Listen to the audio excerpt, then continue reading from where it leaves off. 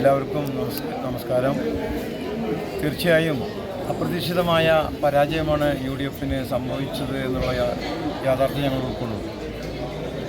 അതിലപ്പുറം ഈ കേരളം ഉറ്റുനോക്കിയ ഒരു സ്ഥാനാർത്ഥിയുടെ പരാജയം ജനാധിപത്യത്തിൻ്റെ വിജയമായി ഞങ്ങൾ കാണുന്നു. തീർച്ചയായും വടക്കാഞ്ചേരി നഗരസഭയിൽ 18 സീറ്റ് തീർച്ചയായും ഞങ്ങളെ സംബന്ധിച്ച് നിർണായകമായ 5-6 സീറ്റുകൾ നമുക്ക് നഷ്ടപ്പെട്ടു എന്ന ഒരു വേദനയുണ്ട്.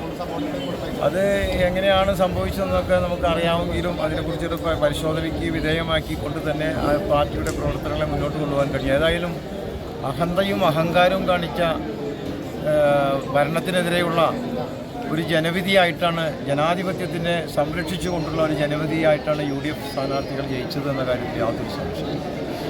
ഈ കഴിഞ്ഞ കാലഘട്ടത്തിലെ ഭരണങ്ങളിലെ പോരായ്മകളെ ഞങ്ങൾ ചൂണ്ടിക്കാണിച്ചിരുന്നു. ജനം എത്രമാത്രം അത് ഉൾക്കൊണ്ടു എന്നുള്ളത് പല സ്ഥലത്തും ഉൾക്കൊണ്ടിട്ടുണ്ട്. ഉൾക്കൊള്ളാൻ കഴിയുന്ന സ്ഥലങ്ങളിലൊക്കെ ഉൾക്കൊണ്ടതിൻ്റെ പരിണത ഫലമാണ് ഐക്യ ജനാധിപത്യ മുന്നണിയുടെ സ്ഥാനാർത്ഥികൾ വിജയിച്ചത്.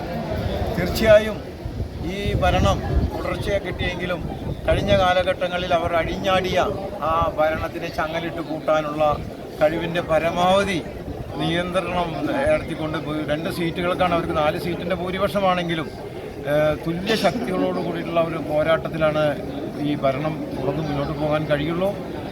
പ്രതിപക്ഷവുമായി സഹകരിച്ച് മാത്രമേ അവർക്ക് മുന്നോട്ട് പോകാൻ കഴിയുള്ളൂ എന്നൊരു സ്ഥിതിയിലാണ് ഈ തെരഞ്ഞെടുപ്പിൻ്റെ ബലം വന്നിട്ടുള്ളത്.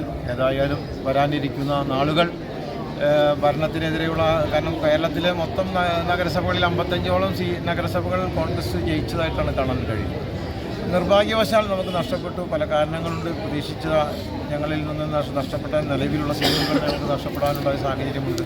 പുതിയ സീറ്റുകൾ തിരിച്ചു പിടിക്കും. പ്രത്യേകിച്ച് എന്നെപ്പോലെയുള്ള എൻ്റെ സീറ്റുകൾ പോലും നിങ്ങൾക്ക് അറിയാവുന്നതാണല്ലോ. ഒരിക്കലും ജയിക്കില്ല എന്ന പ്രതീക്ഷ വെച്ച എൻ്റെ ജനം, എൻ്റെ 25-ാം വാർഡിലെ ജനം ഒറ്റക്കെട്ടായി നിന്ന് കഴിഞ്ഞ കാലഘട്ടങ്ങളിലെ എൻ്റെ ജനത്തിൻ്റെയോടൊപ്പം നിന്ന ആ സേവനത്തിനും ആ സഹായത്തിനുമാണ് എൻ്റെ വിജയം കൂടി എന്ന് ഞാൻ ഈ സന്ദർഭത്തിൽ ഊട്ടിയുറപ്പിക്കാൻ ആഗ്രഹിക്കുകയാണ്.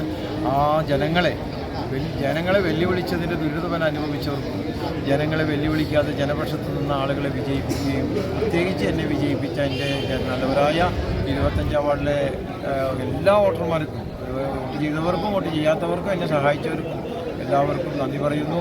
ഈ ഭരണത്തിന് എന്തായാലും അത്രമാത്രം എളുപ്പത്തിൽ ഇടതുപക്ഷ ഭരണം മുന്നോട്ട് കൊണ്ടുപോകാൻ ഞങ്ങൾ അനുവദിക്കില്ല. തോന്നിവാസങ്ങൾ അനുവദിക്കുന്ന നല്ല കാര്യങ്ങളെ സഹായിച്ചുകൊണ്ട് സമർപ്പിച്ചുകൊണ്ട് ചെയ്യാൻ പരാജയമാണെന്നുള്ള കാര്യത്തിൽ ഞങ്ങൾ സമ്മതിക്കുക. കാരണം ഞങ്ങൾ പറയുന്ന സന്ദർഭങ്ങളിൽ ഒരു സ്ഥാനാർത്ഥി നിർണ്ണയത്തിൽ പ്രശ്നങ്ങളൊന്നും ഉണ്ടായിരുന്നില്ല. പക്ഷേ ആ പ്രശ്നങ്ങളെ ഞങ്ങൾ പറയുമ്പോൾ ചില ആളുകൾ ഉൾക്കൊള്ളാൻ തയ്യാറില്ല. നമ്മുടെ നേതൃത്വത്തിന് പോലും ഞങ്ങൾ പറയുന്ന കാര്യങ്ങൾ ഉൾക്കൊള്ളാൻ തയ്യാറില്ല. അടിസ്ഥാനപരമായി വാർഡുകളിലെ ആളുകളുടെ വിഷയങ്ങൾ നമ്മൾ ഉൾക്കൊള്ളുമ്പോൾ അറിയില്ല. കേരളത്തിലെ വിരുദ്ധ തരംഗമാണ് കേരളത്തിലെ ഭരണത്തിനെതിരെയാണ് വിധിയെഴുത്തുണ്ടായത്. വടക്കാഞ്ചേരിയിലെ പണാധിപത്യം, ജനാധിപത്യത്തെ അട്ടിമറിക്കാൻ വേണ്ടി നടത്തിയ പണാധിപത്യവും അധികാര ദുർവിനിയോഗവും ഈ നഗരസഭയിൽ നടന്നു എന്ന കാര്യത്തിൽ യാതൊരു സംശയമില്ല. പല ആളുകൾക്കും ഈ കേരള ചരിത്രത്തിലില്ലാത്ത സംവിധാനങ്ങളാണ് വടക്കാഞ്ചേരി നഗരസഭയിലെ വിവിധ വാർഡുകളിൽ പണാധിപത്യത്തിൻ്റെ ഒഴുക്കുകളും ഉണ്ടായിട്ടുള്ളത്. അതിൻ്റെ ഒരു പരാജയം ഞങ്ങൾക്കുണ്ടായി എന്ന യാഥാർത്ഥ്യം ഞങ്ങൾ മനസ്സിലാക്കിക്കൊണ്ടുള്ള പ്രവർത്തനങ്ങളുമായി മുന്നോട്ട് പോകും. കഴിഞ്ഞിട്ടില്ല എന്ന് പറയാൻ കഴിഞ്ഞിട്ടുണ്ട്.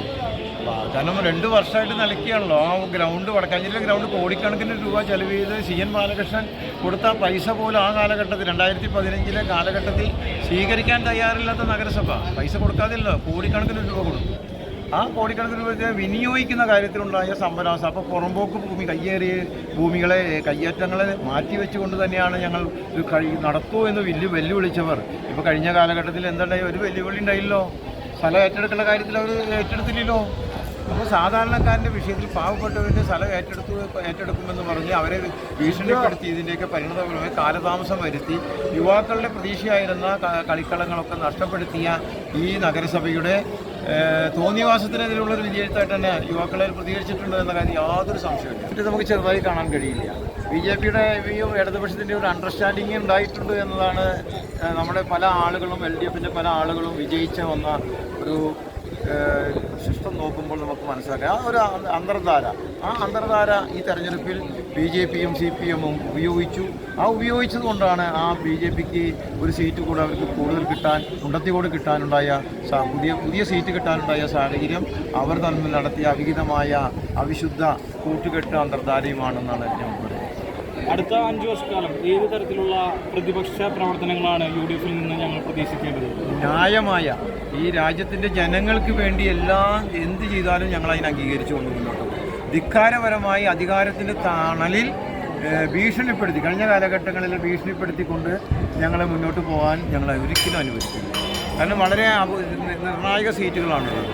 കഴിഞ്ഞ കാലത്തെ പോരായ്മകളെ ഇനി 5 വർഷക്കാലം നടന്ന ഓഡിറ്റ് ഒബ്ജക്ഷനെ പോലെയുള്ള വിവിധ അഴിമതി ആരോപണങ്ങളുടെ വിഷയങ്ങൾ ഈ നഗരസഭയിലുണ്ട്.